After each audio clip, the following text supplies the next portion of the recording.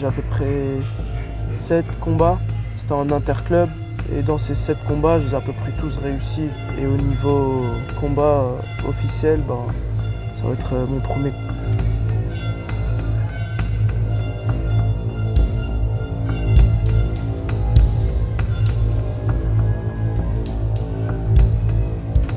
André et moi, on a choisi un bon combattant, d'ailleurs un des meilleurs, je pense. 1m94, 120 kg. Tu remises, tu esquives, tu remises, c'est toi qui gagne. Plus de coups que lui, c'est toi qui as gagné. T'as compris? Allez, Coco. Avant le combat, bien avant le combat, quand on vient d'apprendre qu'on aura un combat, il y a toute une stratégie qui commence, une stratégie de préparation. D'abord physique, on va bosser la technique. Ensuite, après cette étape, quand on a bien bossé ça, la semaine avant le combat, il y a une préparation mentale aussi avec son entraîneur.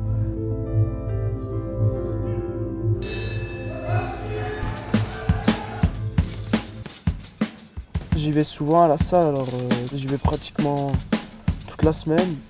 Le lundi, le mardi, le mercredi, le jeudi et le vendredi. Et oh. Allez, Rachid, vas-y. Allez, Rachid, vas-y. Allez. Hop. J'ai cherché sur internet, j'ai juste écrit club de boxe Strasbourg, je crois, j'ai vu Panzagi mon premier. À la vitesse de ma grand-mère. Allez. Au début, moi chez André, je voulais beaucoup faire la bagarre, quoi. Je me prenais des coups comme ça, moi je comprenais pas.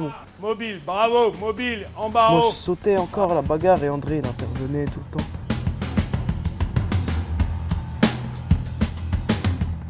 Cadre, regarde, sois précis, marque tes points. Tu dois penser à gagner. Petit à petit, il m'a appris la régularité parce qu'au début, voilà, je venais pas. Ensuite, je revenais. Il y avait des problèmes de régularité et de ponctualité. Et petit à petit, il m'a fait comprendre que voilà, il n'y a que le travail qui peut payer. Et les entraînements, on ne triche pas aux entraînements. Bien, regarde où tu tapes. Quand j'étais au collège, moi j'étais un enfant assez turbulent. J'avais beaucoup de problèmes de discipline. Voilà, j'avais beaucoup de soucis, tout, avec les élèves, avec les professeurs. Dès que je me faisais virer, c'était il se bat tout le temps. Hey, hop, hey.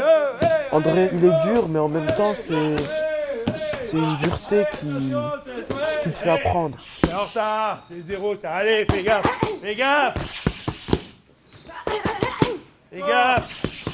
Sec ici. Et tout. Pour moi, il devient de plus en plus important. Si par exemple un jour j'ai un problème plus personnel, je sais que je peux l'appeler, lui dire et je sais qu'il sera là, quoi.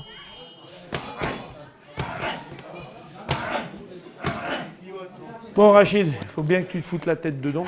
Il faut à tout prix que tu te concentres là, et encore même chez toi. Et si il faut que tu visualises ce match, ce grand là, tu le connais. Si tu gagnes par KO, c'est le panache, on s'en fout. C'est ton premier match, t'as pas un match facile, le mec il est grand, il est puissant. Mais on s'en fout, t'aimes bien les défis. Ok. Hop.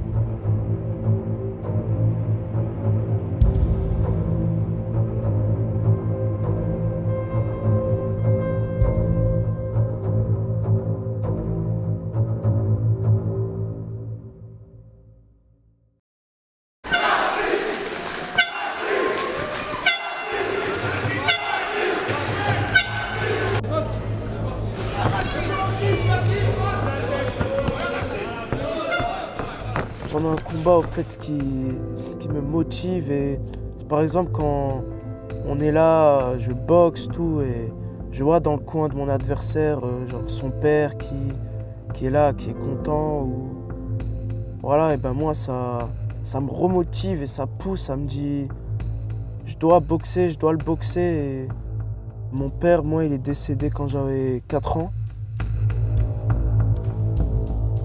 Ça joue pour donner de l'envie de vaincre. Ça. Tu te dis, je suis tout seul et je dois gagner, voilà. C'est une force. Ah, t'es fou, c'est super Rachid là. Oh, ça va pas, non? Non, c'est pas grave. Tu cadres, expire doucement. Inspire, expire. Tu as 1 minute pour récupérer. Il faut récupérer, d'accord?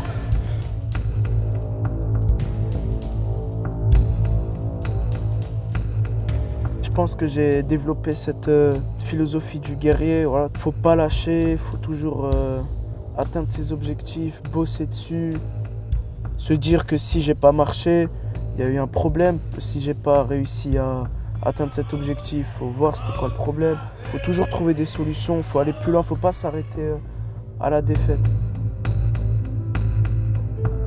Et ça c'est la philosophie du guerrier.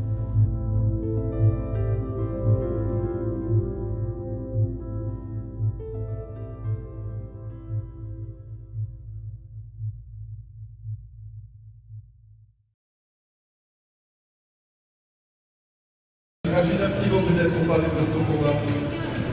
Une revanche. Une revanche, voilà qui est bien dit. C'est trop tôt. Taxi, merci.